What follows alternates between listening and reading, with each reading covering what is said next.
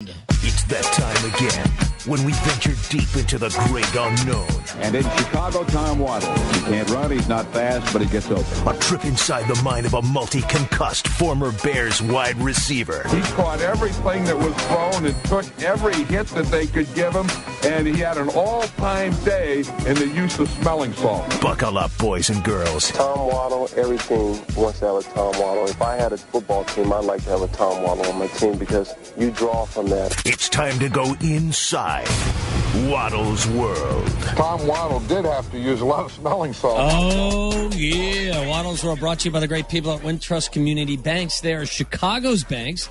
Find your nearest Wintrust Community Bank. Visit wintrust.com/find us, member FDIC. You have some fantasy football words you'd like to get off your chest. That's right. I promised these fantasy convention passes.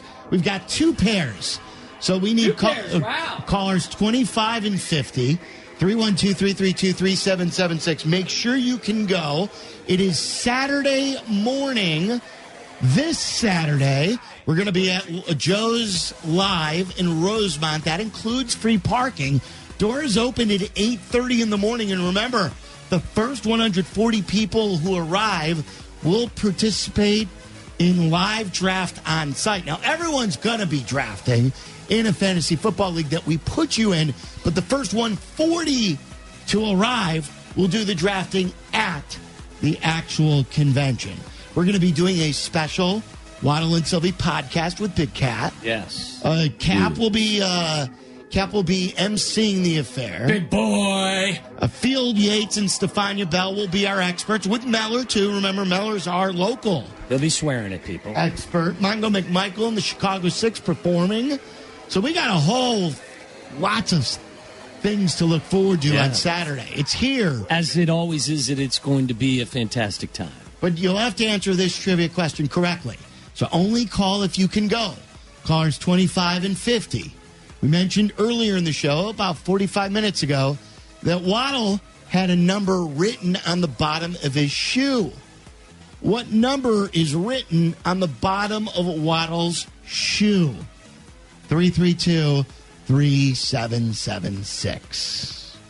And remember, the Fantasy Football Convention and Championship is brought to you by Miller Lite. Hold true. Hold true, man. Hold true.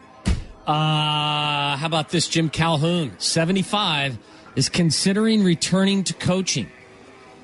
The former UConn coach. Former UConn coach told the Hartford Courant, I miss the kids, says he wants to do some basketball stuff if he can.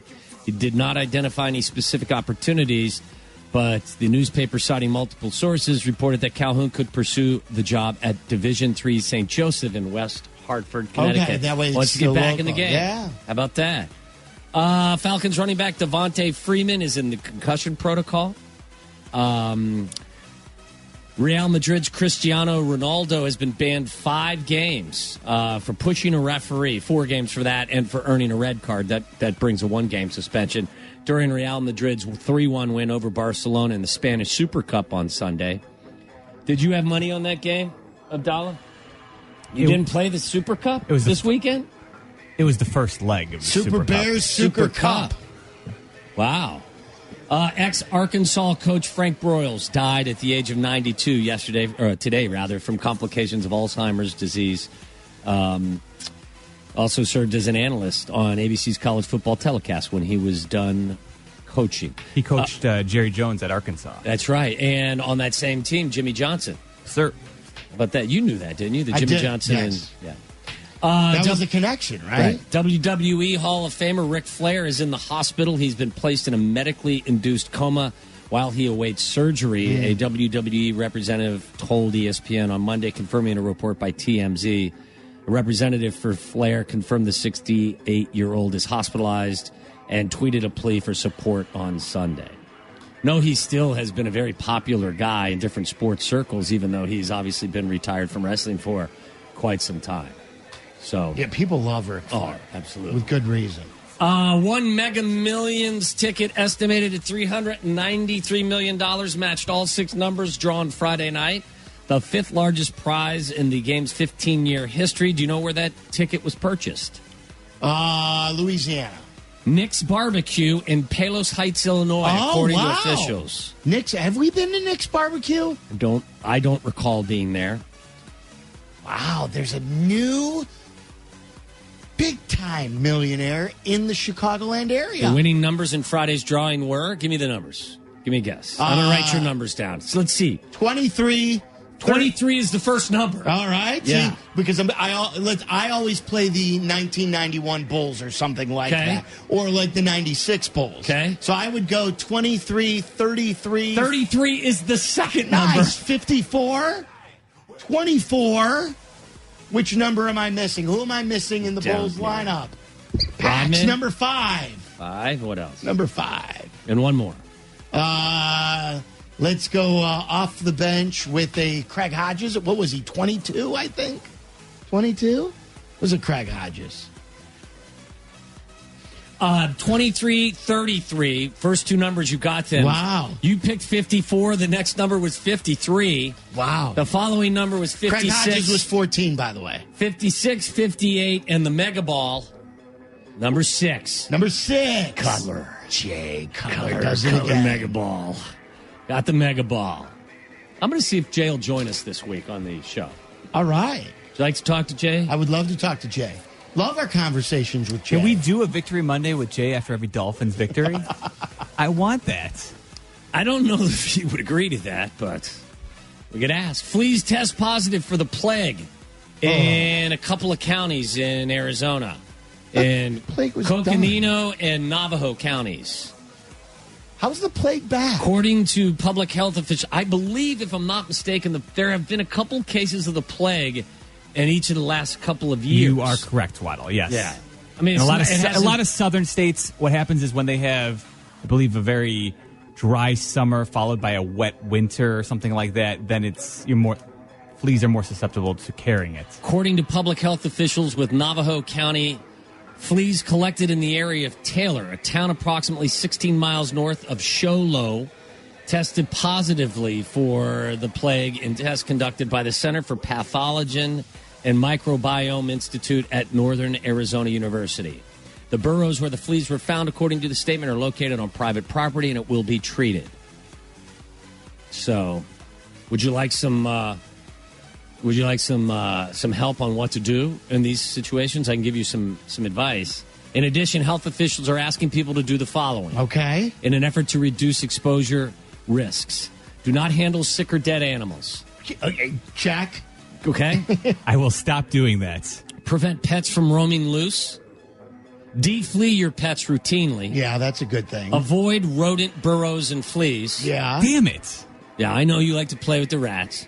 Use insect repellents when visiting or working in areas where the plague might be active or rodents might be present. I think the I would say steer clear of bug anywhere. spray is important these days with ticks, on mosquitoes as well. Wear rubber gloves and other protective stuff when cleaning and skinning wild animals. Again, another thing I got to... Do not camp next to rodent burrows and avoid sleeping directly on the ground. Okay. So, I'm just here for public service. Okay? You think you can handle those things? And if you find yourself in a plague environment, just remember what I've just taught you. Thank you. You're always teaching us something. Incensed that he would have to share his Taco Bell tacos with his brother, an Alabama man grabbed a baseball bat and struck his sibling in the head, police allege. Look, you order a certain amount of tacos. You don't want anyone touching your tacos. According to cops, the victim said that he went last night to a Taco Bell near his residence in Athens, a city 35 miles west of Huntsville. Man said he brought my brother back some food and the food for myself. I had a soft drink. He had a water. But when Tyler Terrell Dukes, the victim's 19-year-old brother, realized he would have to share the tacos, he became irate. Dukes was also angry about not getting a soft drink himself. Dukes, cops allege, produced a baseball bat and struck his brother in the back and the head. When officers arrived at the duo's residence, they discovered the victim bleeding from the head. He was subsequently transported by ambulance to a local hospital for treatment. Tacos are important, especially late night. Was that a late night story? I believe so. Dukes was charged with second-degree assault, felony carrying a maximum of 10 years in prison. He's being held without bond in the Limestone County Jail, records show. Tacos are thicker than blood. The Maloof brothers. You know who the Maloofs are. Joe, Gavin, and Phil. I do. They used to own the Kings in the Palms Hotel, right? That is correct. They're the ones that made the $880,000 wager on Floyd Mayweather. The Maloofs, who own a minority stake in the Golden Knights and are former owners of the Sacramento Kings and the Palms, were identified as bettors by LVSportsBiz.com.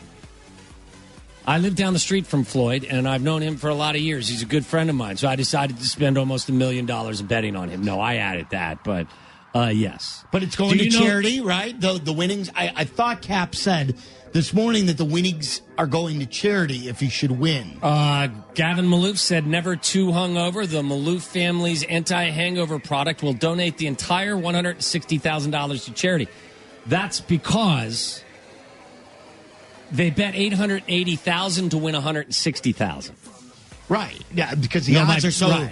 Yeah, would you ever bet $880,000 to win $160,000? I would bet $880 to win $120 or whatever it would be.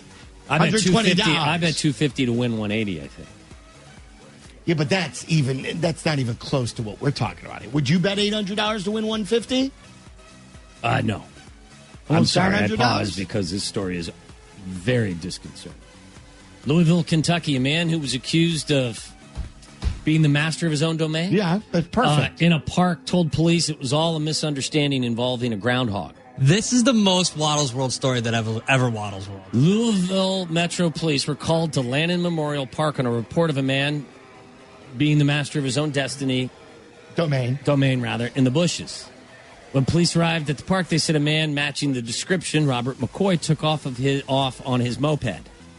Officers stopped McCoy, who told them he was urinating when his pants fell down, and he was startled by a groundhog, which caused him to expose himself to the victims. Yeah, I saw the groundhog shadow. So I took off on my moped. That is awesome. Someone suggested our process for Waddle's World Hall of Fame should be different. And I think this is what the plan was all along. What the person tweeted you. We have a bunch of stories, yeah. and then at the end of the year, you have to vote. Yeah, the last Waddle's World. Yeah, we're going to put a story. We're going to raise it to the rafters. Yes. Okay. Well, right now I've already been voting for the Sausage Castle. That's a lot. That's like Joe Montana going into the Hall of Fame. Yeah, we have like 6 or 7 stories. No questions. Well, asked. I just threw that one away. So you're gonna. Is there going to be?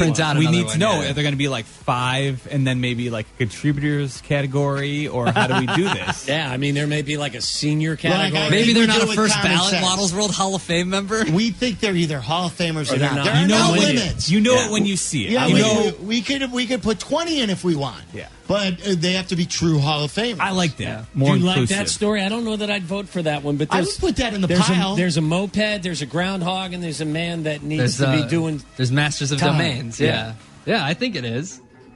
Olympia, Washington, Hawks Prairie furniture owner Jeff Olson thought the boxed item that arrived at his store seemed unusual. When he opened it, he found it packed full of marijuana.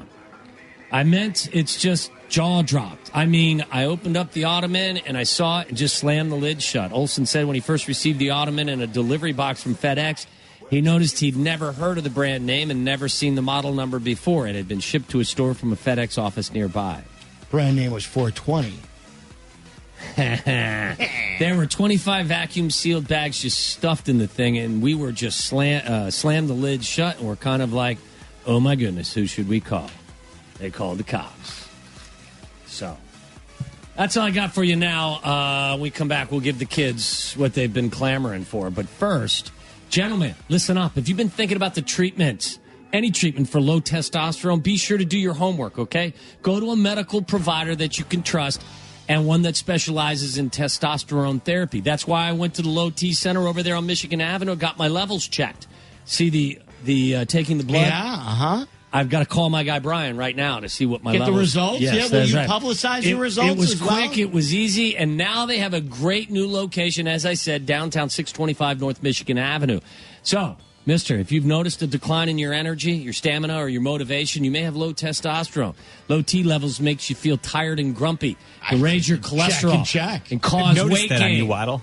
At Low T Center Service, most of it covered by most health insurance, and you'll know your results in minutes. As I said, they now have a location on the Mag Mile at 625 North Michigan Avenue. Call them 312-239-3424. 312-239-3424 or go to lowtcenter.com.